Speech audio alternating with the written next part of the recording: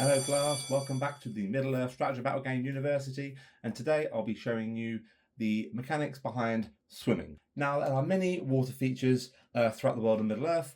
These range from ranging waters to shallow ponds and fords, and your battlefield could contain any one of them, so it's important to know how your models can deal with them on the tabletop. If you do have any water features on your gaming board, it's generally good practice to agree with your opponent the characteristics of each water feature and how you'll be treating them for the course of the game to effectively plan your strategy and not to catch your opponent out and leave anyone with any bad taste in their mouth.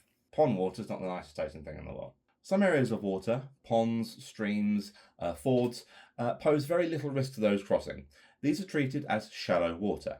Now, although these are actually very unlikely to cause any physical harm to your army, they will slow your forces down while crossing. Unless, of course, there is a suitable crossing, bridges or stones that form some kind of ford to get across the river, which connect both sides of the water feature. Any area of shallow water is considered to be difficult terrain for any infantry-sized model. It's important to note that cavalry models, wargs and monsters ignore the penalty for moving through shallow water as they're significantly higher and the water is really only lapping around their ankles and their knees rather than around their waist as it would be an infantry-sized model. Should any model be knocked prone whilst in an area of shallow terrain, then it must take a swim test, rolling a d6 and consulting the swim chart, comparing the result. And I'll be going through that in just a moment. Deep water is considered to be any stretch of water that a model wouldn't be able to stand in with its feet touching the bottom. Hobbits, dwarves and goblins probably suffer with this more than others. In fact, they probably consider areas of shallow water to be deep. But again, agree these characteristics with your opponent before you start your game. Should a model enter an area of deep water, then it must again take a swim test, rolling a d6 and compare the result to the swim chart. They must continue to do so at the start of each movement phase they spend in the deep water terrain. If a model were to be knocked prone whilst in deep water, it suffers a -1 multiplier. This is to represent the model struggling to catch its footing and swim under the current of any significantly deep water terrain and really struggling to regain its footing in the water. It's important to note as well here that models cannot shoot whilst they're in deep water. Soggy arrows, you know.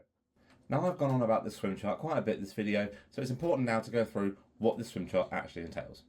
As you can see here, this is the swim chart you will compare your D6 result to when you have to take a swim test in the game. On a D6 result of a 1, the model sinks. The model is overcome by the weight of its war gear and drowns. Remove the model as a casualty. This is not ideal. 2 to 5, swim. The model may move up to half its remaining move allowance through the water. 6, swim strongly. The model may move its remaining move allowance through the water. There is no penalty if you happen to roll a 6. Models that are heavily laden may fall foul of their burdens in deep water. All of the following modifiers which are applicable must be applied when taking a swim test. A +1 modifier if the model is mounted, a -1 modifier if the model is equipped with heavy armour or dwarf armour, -1 modifier if the model is equipped with heavy dwarf armour, -1 if the model is carrying a shield, and -1 if the model is carrying a banner. So if AMA here with his shield has to take a swim test, he will be a -1 modifier for wearing heavy armour, as well as a -1 modifier for carrying a shield. And any result of a 1, 2 or 3 will result in him drowning. Now might can be used to modify these rolls as per normal. Well, that's it for today, guys. I really hope you enjoyed today's bite-sized lesson in the series of Middle-earth Strategy Battle Game University and the mechanics of swimming.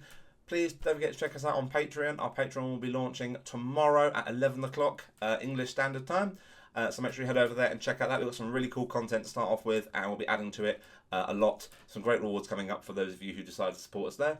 Don't forget to hit that like button, subscribe if you haven't already, and hit that notification bell to know when our videos go live. And until next time, guys, take care, and class dismissed.